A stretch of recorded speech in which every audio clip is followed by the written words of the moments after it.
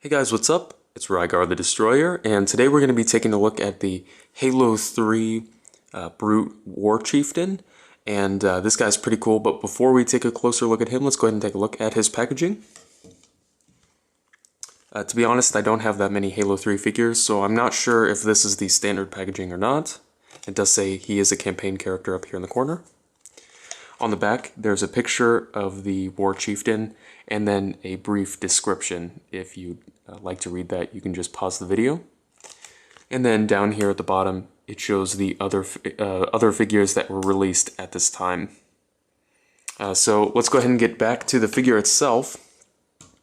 He stands to the top of his helmet, about 7 inches tall, and then if you pop it off, he stands about 6. So he's pretty big as far as a Halo 3 figure goes, but he is considerably smaller than a Halo Reach one. You know, you could probably get away with displaying them together, but you know, they don't look like they're, you know, the same size or even really the same creature. They look pretty different. But anyway, back to the figure itself. Like I said, it does have a removable helmet, and it does look really nice. This is a good chance to show you there's kind of 2 tones of gold paint. Here is kind of like a lighter gold, and then in here there's more of like a brass gold color. And this thing is painted really well. All of the lights and everything are painted on there, and it's got a nice wash, so it looks really nice. And his weapon is the fuel rod cannon. Again, this looks great. You know, lots of detail, lots of paint and everything, so that looks really good.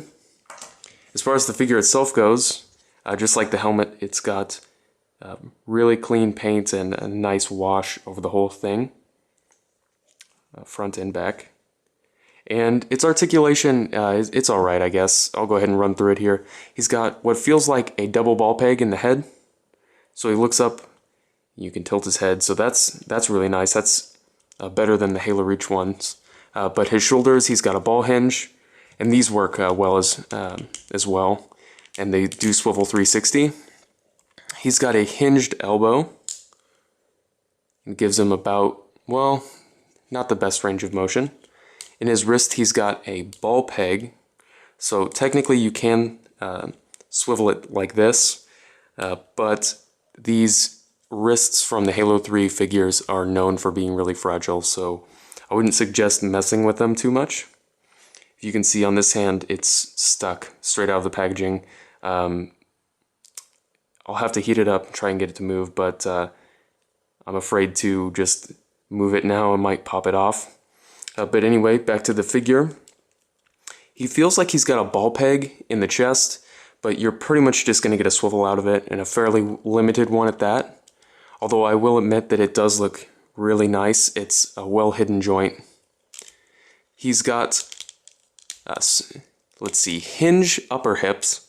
So up here, there's a hinge, and you can bring it forward. And then on the outside here, there's another joint that swivels and lets his leg come out to the side, so you can give him a wider stance. He has hinged knees, and again, these do swivel.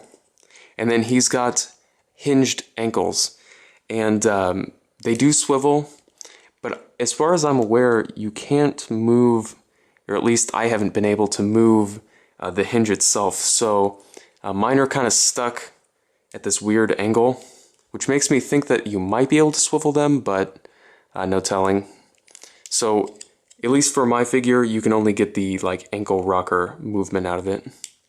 And I was really impressed with the feet as well. They are nice and flat, and they have good detail. So, overall, this figure looks really great, and the detail on it is really amazing. But if you're planning on putting it with a reach display, which wouldn't be accurate, but you know, the size would really make it stand out. But other than that, if you're collecting Halo 3 figures, this one is one that I definitely suggest picking up. So if you have any comments or questions, leave them down in the comments section below. and I'll see you later.